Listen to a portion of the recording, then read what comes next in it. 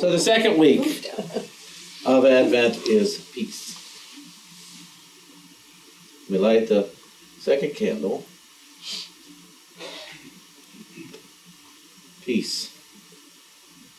Peace be with you. Peace be unto you.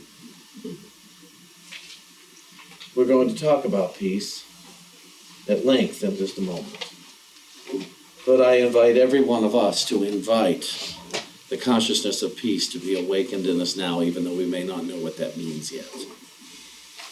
But let that sink in during the service, and we will see. I called this talk The Calm Before the Joy. Because next week is joy, the candle of joy. Third week of Advent. The calm, but the peace that comes before joy. And most of us want to skip that step and just get to joy and fun and a good party. But peace is such an essential, divine part of our nature. It's in us, just as joy is always in us. But are we willing to acknowledge it? Are we willing to pay attention to it? Are we willing to experience it? Or are we waiting for conditions to change so that we may experience joy? And a lot of us are. When the war ends, then I'll be at peace. When my house sells, then I'll be at peace. When this person is nice to me, then I'll be at peace. But it's in the acknowledgement of peace. It's in the appreciation of peace. It's in the participation in peace that brings about the stuff. Peace is one of our manifestors. It's not about, because since peace is innate within us, I can just tap into it any time I want. And now, has anybody here ever not wanted to tap into peace? You know it's right here and it's available, but I am busy being upset. Be at peace. Thank you, but I have other plans. Have a great day. Thank you, but I have other plans. And it's and then we trudge through the day. We get home and say everything was so hard today. I don't know what. Well, you had other plans. That's why. It didn't have to be hard, and that's what I'm finding out more and more. Is in my life a lot of things that I have rendered impossible. Well, you know what? It turns out they aren't. It just turns out they aren't. I've been going through a lot of physical pain the past few weeks because I've been doing a lot of physical work. Now we're cleaning up the house. We're getting to clean out the basement a couple weeks ago, and then cooked for Thanksgiving. Oh no! Then I shampooed the carpet, and then I cooked for Thanksgiving, and then we cleaned up from Thanksgiving. And the other day, I wasn't going to do all the lights out in front of the house. But then I was out in front of the house. Well, heck, I got these lights. Why don't I put them out? So I did. And it's a lot of bending over. It's a lot of, and all I really do is lay them on the ground and let them do what they do. There's no divine plan to it. Well, there might be a divine plan, but there's no Shawn plan to laying out these lights. We just, every year they're different, but there's a lot of kneeling and getting down, and it hurts. It doesn't hurt usually while I'm doing it, but within 10 minutes. And so, but I did it anyway. And for some reason, these lights have kept shorting out this year. So David comes out, those are beautiful, Shawn. And then he went up the street for something, came back and said, I really like the orange ones. I said, well, they were out.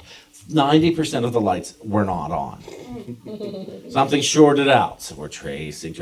Okay, got it fixed. A little more bending over, everything. Oh, beautiful. And then yesterday I find out, there's a string of lights I haven't used. So I go plug them in. All the lights are gone. Nothing more. Okay, we got to trace again.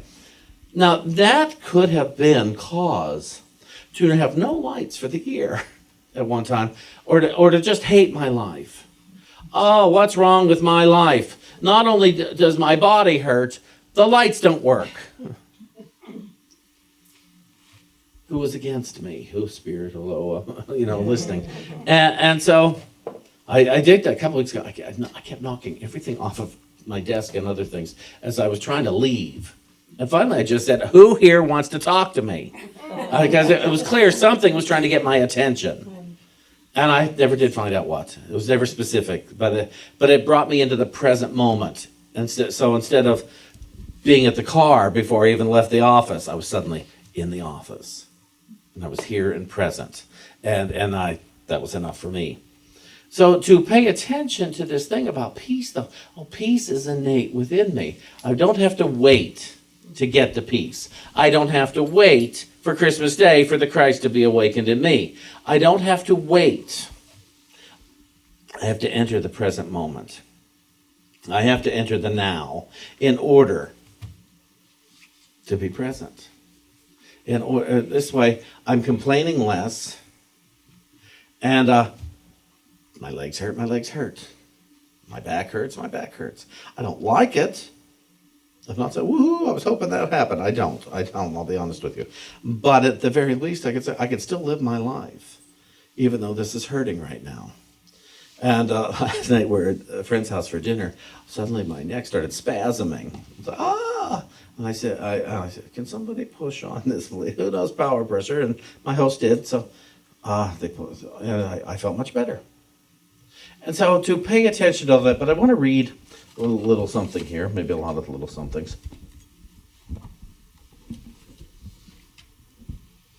want to read from Luke in the Holy Spirit's interpretation. And it says, everything that you see and experience through the filter of your mind. Does this make sense? Yes. Everything you see and experience, you see through the filter of your mind. And there's no cause for guilt in that, but there is great cause for awareness. There's great reason for awareness to realize, I don't know what this means, so I'm making something up. And a lot of times we make up something horrible. A lot of times we tell ourselves, this is what happened before, so this must be what it means again. And we would do well. We would be wise and do well to stop doing that. Stop it. Does that help? Thank you. Here all week. He says here, there can be no exception. This is always true. This is why you can see or experience something in one way and have one opinion or belief about it, and another one can seem to see or experience it in another way and have another opinion or belief. All of this seeing is occurring through the ego mind, which does not see at all. It interprets. And so to look at things and to say, I want to know it in truth. And that's why I keep doing correct perception. I want to, Spirit, tell me what to think about this. Because I'm going to make something up. I'm very clear on that. It's and that's why I never do this was supposed to happen. What do you mean this was supposed to happen? And I've related this story before. I remember a guy years ago saying that he was stuck in traffic on 42nd Street in New York. And he said his prayer was, God, what am I supposed to learn from this? And I thought, you big self-centered thing. God, stop traffic all over New York so you could learn something. But I learned something from him being stopped in traffic. I learned it's not about me. And I learned praying is right, but God, what can I learn from this? I'm here right now. What can I learn from this? What would be the most freeing lesson for me, so that I don't have to think that the bondage of self, which is thinking the world is about me. And it's the world is not about any one of us. If we're all together, if we're all in unity, then peace is about us. Joy is about us. Love is about us. Freedom is about us. And but we're all affected by each other's thoughts. I mean, it's so confusing, isn't it, that we're all one, yet we're all dressed up in a different outfit today. And a different body, and we have different opinions and different... I can't begin to explain all that. But it is a little daunting to know there's more to this than what I thought. And there's so much less than what I had thought. There's so much less to this living of life than what I had imagined. Now, I picked this up from Charles Fillmore. U-nity's co-founder, and he wrote an article in 1937. It said, "Can Christ prevent war?" And Isaiah prophesied that there should come forth a shoot out of the stock of Jesse, a redeemer and savior, whose judgment and whose spirit of peace would reconcile the whole world. All Christians have expected Jesus Christ and his people to bring about the results prophesied by this great poet and prophet. But where are the evidences? Where is the failure, and who is responsible? And he goes on to say, the world powers and the church are powerless to prevent war. And I just took a small part of this. And he says, we cannot help but think that there is something radically wrong with this army of the Lord. His representatives are evidently not understanding or carrying out the orders of the Prince of Peace. They are listening rather to the war cry of the insane destroyers of the world's civilization. Instead of praying for universal peace, for the reign of peace and love, they are praying for the victory of their armies. And if anybody reads their Bible, as I'm sure you all do, you will see. I'm sorry, I always laugh when I say that. It's horrible. That Old Testament is just filled with war after war after war after war. People trying to overcome that. Before they can take mine, I have to go take theirs. And there is and the prayer is, God, help me defeat my enemies. Rarely do we think my enemies are my thoughts. My mean-spirited thoughts. My lack-loving thoughts. And again, I don't say this for us to be guilty. There is no cause for guilt. That's just another lack-loving thought. I say this for an awakening. How can I become aware? Peace will bring the end of war. But the end of war will not bring peace. Peace is innate within us. I can't acquire peace, but I can acquire a consciousness of it. And I can start right in my own neighborhood. I can quit warring. Well, I can start right in my own head. I can quit warring within my own head. And then I can go out in the street and quit warring with the people that don't agree with me. Imagine. There are people who do not agree with me, and I don't care for those people. But I can quit warring with them and become willing for peace to prevail. Let peace begin with me. Let there be peace. Charles Fillmore always said, in earth, not on earth, but in earth, in the body, in the mind. Let there be peace in earth. And let it begin with me. Those of you who have been to Unity Village, at 11 o'clock every morning, they play a recording of Charles Fillmore saying the Lord's Prayer. And he always says, let there be peace in earth. And that really struck home for me. Oh, so it's in me. It's not about on earth. I wish all these people would stop warring so I could be at peace. I now know I want to be at peace whether the world is warring or not. I want to be at peace in my mind. I want to be at peace in my body. I don't want to walk around, spend every breathing moment afraid that I am under attack by someone or something, be it an animal, be it a person, be it a situation, be it the weather. That there's always a war somewhere in my mind, that there is an attack about to happen. It is imminent. I don't want that anymore. And that's the gift that Unity Practicing Advent gives.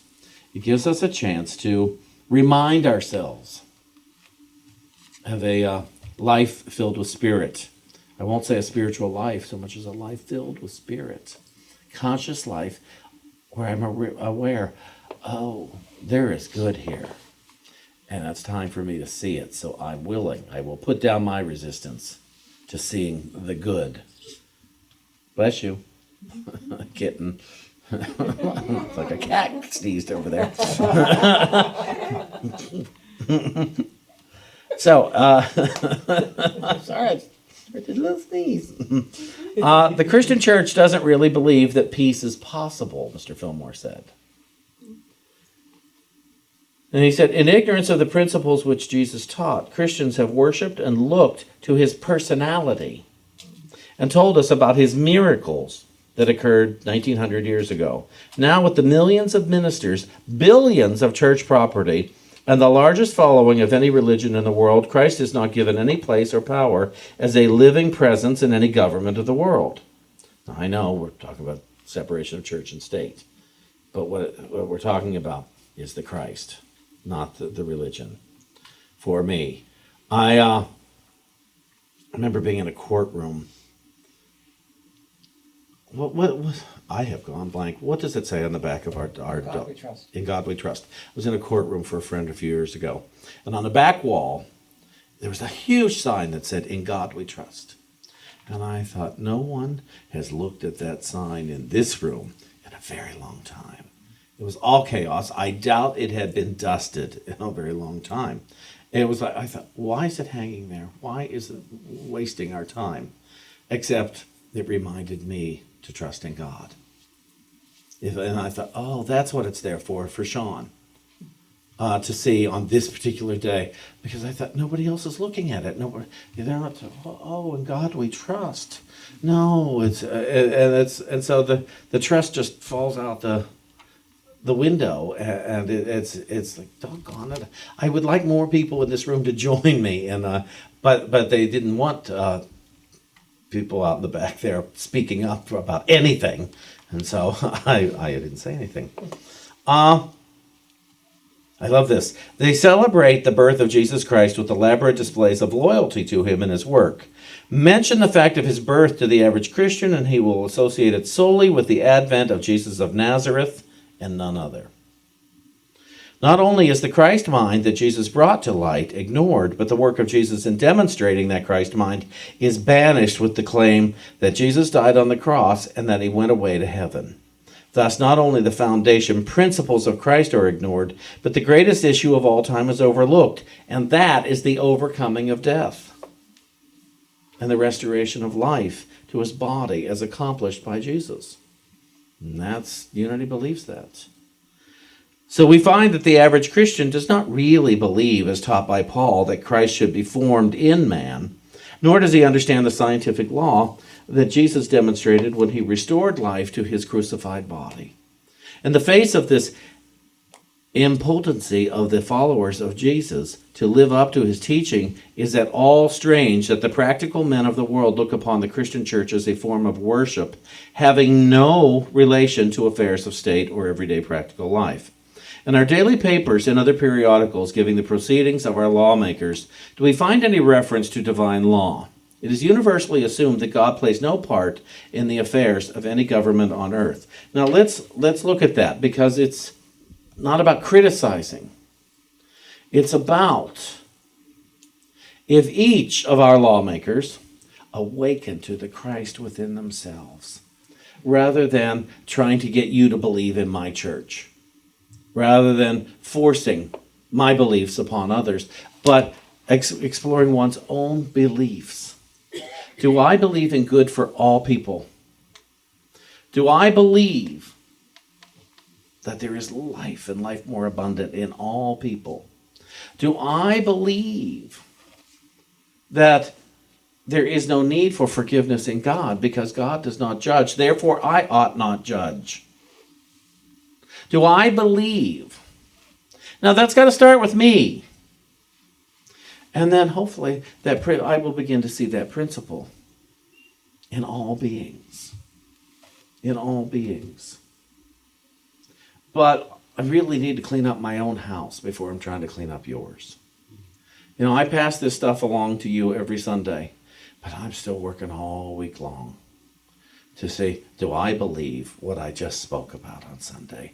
Do I believe? And my actions will show me what I believe. I have been known to go to a grocery store right after church and practice just about anything but what I just spoke on that morning. I will not share with you some of the things I have said in a grocery store right after church because I'm in church right now. And so that would be inappropriate. But to realize, oh, I thought I believed it when I said it. What happened? Somebody looked at me sideways, somebody said something rude to me, and I couldn't tolerate it. And so I got to go back. I want to believe.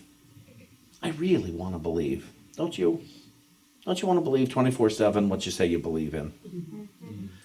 And so it's not about guilt, again, not about guilt that we don't necessarily believe it. It's about consciousness. It's about waking up and saying, okay, I'm going to interrupt this right now, no matter how crunchy my stomach gets.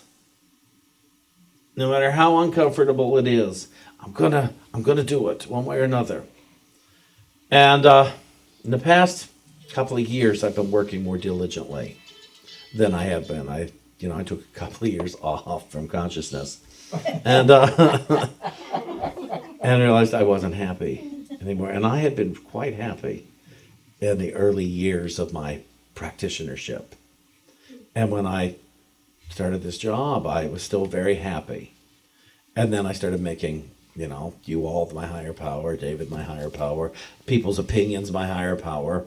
And it was overwhelming. And I can't blame people for it. I can't blame anybody for it.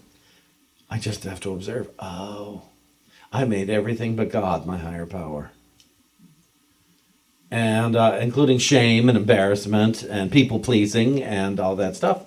And then one day I had to wake up and realize I don't want that. And it's taken years to get back on a steady track. And just be one amongst the people that I don't need anybody's approval. And anybody's disapproval is not devastating to me. It's usually not even about me. And so I don't want to war with the people in my church. And I don't want to war with our neighbors. And I don't want to war in the grocery store. And I don't want in my own personal war, if I should happen to look at a newspaper, if I listen to 1010 Wins for the weather and I get the headlines, I don't want to be warring with that. I don't want to war with the television. I don't want to look at the world and think, oh, what a sad place. Because that just perpetuates it. I don't want to look at my friends, any of them who might be struggling, and say, oh, that poor thing. Oh, that poor thing. I can notice, oh, ouch, I feel that. But there can't be a poor thing. Everybody's a beloved child of God. We're all equal. Every single one of us is a beloved child of God. Even the ones I'm afraid of. Even the ones that I am indifferent to. We're all beloved child of God. So wouldn't we do well before our next criticism of ourselves or anybody else to say, oh, we're all beloved children of God. There's no call for criticism. There's no call for hatred. There's no call for right or wrong. There is a call for the realization of Spirit awake and alive within me. I am a living thought of truth and wisdom. So this last thing, prayer is necessary for freedom.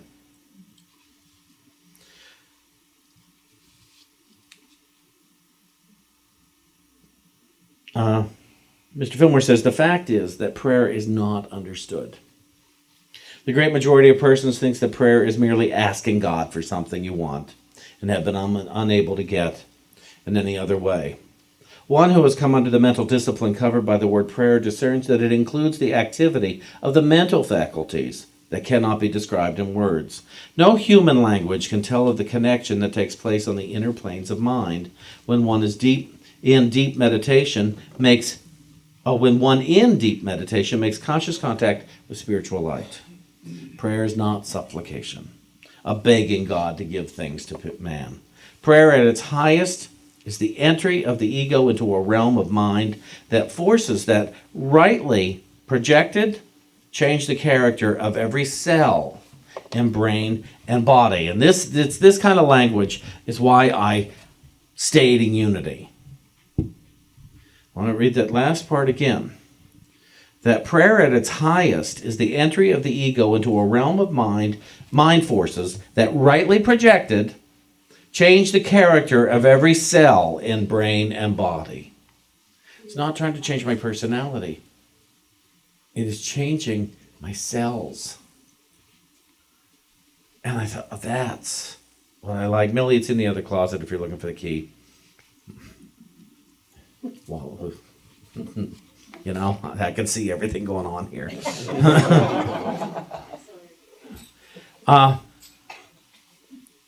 One who has mastered even the primary technique of prayer has made contact with the spiritual ethers that connect all minds, high and low, and by means of which great reforms for the good of people can be projected into the world's thought ethers as Jesus Christ prayed.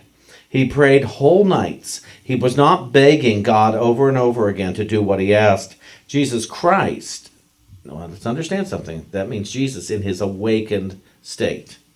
Jesus Christ was laying hold of the thought forces that bind the whole human family in the bondage of their own making, and he was setting them free with the freedom of his spiritual understanding.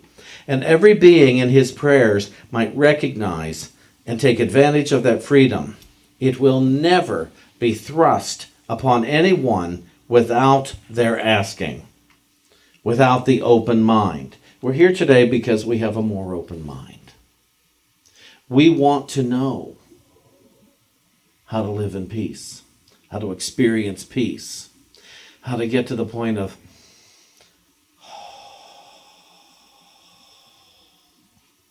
remember the calm before the joy. We are promised joy. It is a great part of the kingdom. We are promised joy, and it is unconditional on God's part. Now, how do we make, next week we'll talk about how to make joy unconditional on our part. And one last thing.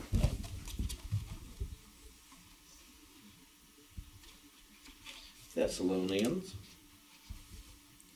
Peace is the guiding light that you must follow as you learn to look within the mind. For it is peace that leads you to recognition of truth. And it is lack of peace that reminds you that you are not following your way. Do we hear this? Lack of peace is your reminder and my reminder that I'm not following my way. You're not following your way. So if you catch yourself with a lack of peace, look within and say, I'm not following my way. Peace is my guide. I want to follow my way, the way. So, let us know. We will never have peace by hurting ourselves or another person. Peaceful people, joyful people don't hurt other people. But we're not going to worry about anybody else who's hurting anybody. We're going to look at ourselves. Peace, peace, peace. Listen to Spirit as it offers it to you without conditions. Thank you.